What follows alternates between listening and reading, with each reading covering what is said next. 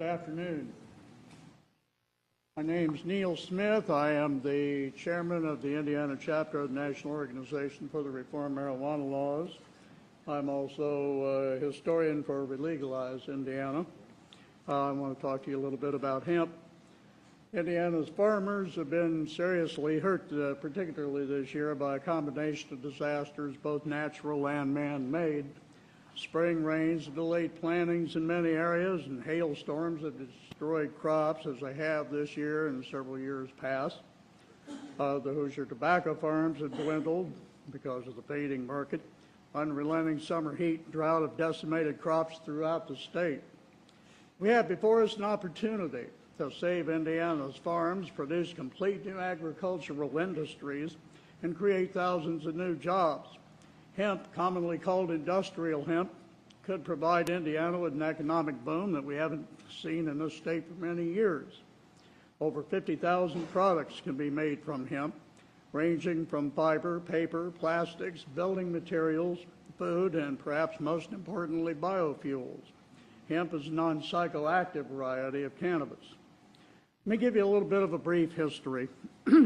Hemp's the oldest known cultivated plant in the history of the world. The Chinese began growing hemp in roughly 10,000 BC. Hemp in Indiana goes back to 1821 when escaped slaves came north and established the first commercial hemp operations in Couts and North Liberty.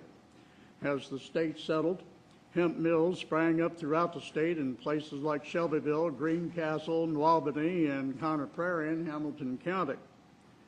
Eli Lilly, in conjunction with Park Davis, developed a strain of cannabis for their medicines called Cannabis Americana at their research farm in Greenfield, Indiana, in 1903. By the 1930s, most Hoosier farms had at least one hemp patch. My father, born and raised in Hancock County, told me his family had two hemp patches. One they grew for their clothes. The other, what was called sweet hemp, was for, as he put it, the men to smoke after the day working in the fields. Hemp was made de facto illegal in 1937 with the passage of the Marijuana Tax Act that required farmers to purchase a tax stamp, but those tax stamps were very rarely issued. That is until World War II, when America needed hemp for the war effort. Jasper County, Indiana, won an award from the United States Department of Agriculture for their productivity. After the war, hemp was shelved. Now we face danger in areas of economics and energy. Hemp will grow in marginal soil. It requires little in the manner of fertilizer to grow on a commercial scale, though using organic fertilizers will increase yields. Hemp can withstand the heat and the drought of the Hoosier summers. The soil composition in Indiana is perfect for hemp. Hemp interplants well with corn and soybeans, being symbiotic with both those plants.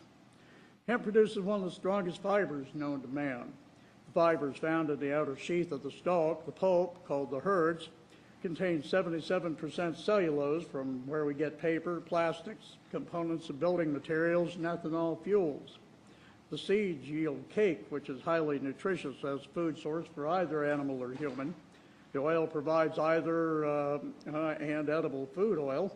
When processed differently, the hemp seed oil makes an excellent light lubricating oil. When processed still differently, hemp seed oil makes a high-quality diesel fuel, providing at worst mileage comparable to petroleum, and it's considerably safer to handle and transport. Hemp is not marijuana.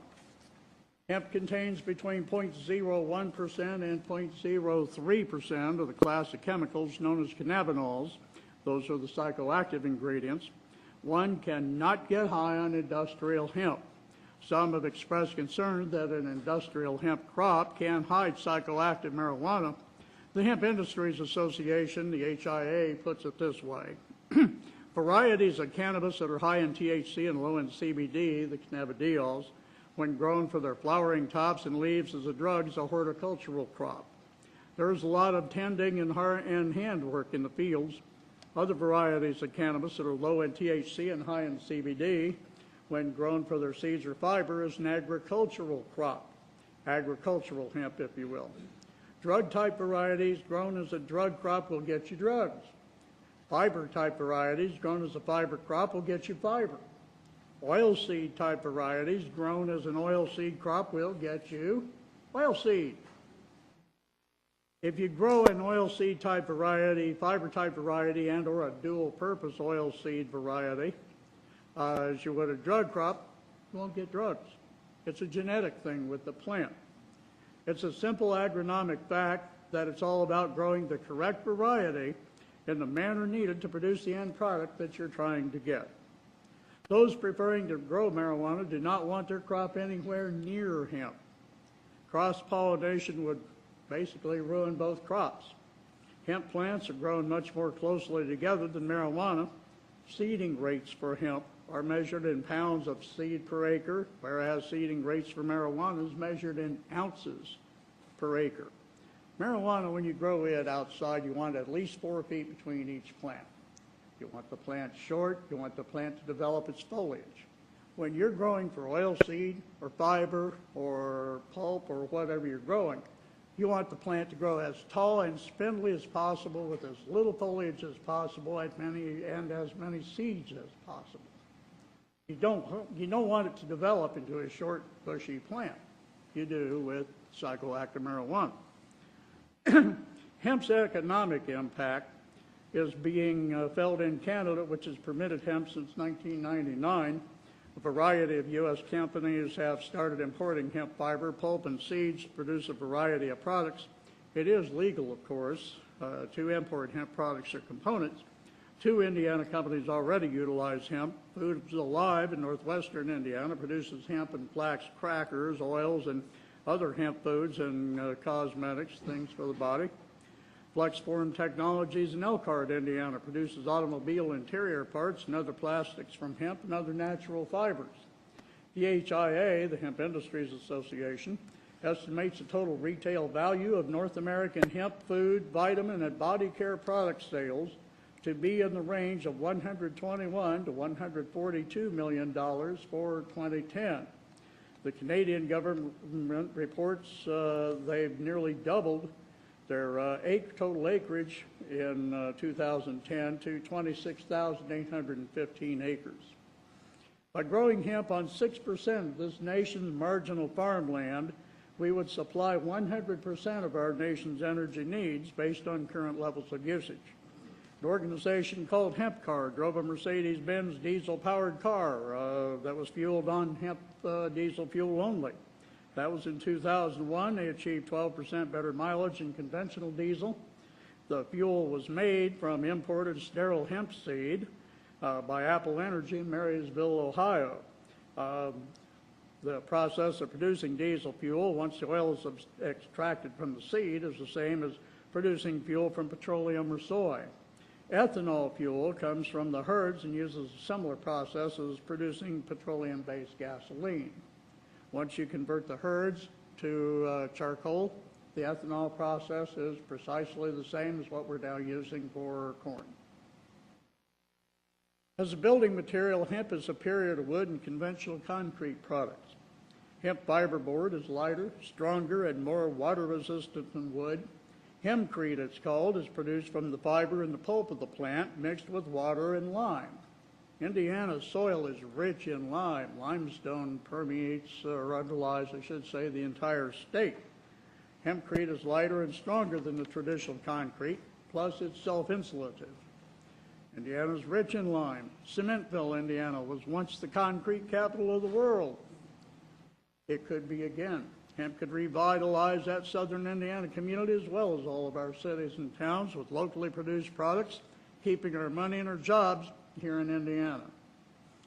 It's rare that a state could find brand new yet ancient crop to bolster the health and well-being of its farmers, yet we do have that opportunity with hemp. Complete new industries, new tax bases, and thousands of new jobs will be created right here in Indiana from hemp and associated suppliers and industries. Time Indiana legalized hemp for the economic benefits of the state and its people. Thank you. Thank you, Neal. I bought a shirt last summer. I'm sorry? I bought a shirt last summer made here, right here in Indianapolis. And it's softer with every washing, cool. It is 100% hemp. Huh? If it's 100% hemp, they'll give it to your grandkids. So It lasts longer than any other fiber. Hey, I'll try it. It's the best shirt I've ever bought. Yes, it's durable. That's what our grandparents and our great-grandparents, that's all they had. I go out and play golf in it. It is cooler. Uh-huh. I sweat in it. I dry quicker, and it does get softer with each. And the one thing I like about it is I can wash it. I just take it out, and I don't have to iron it. It's pretty much Yeah. wrinkle-free. I love that. Is there any? There you go. Thank you very much.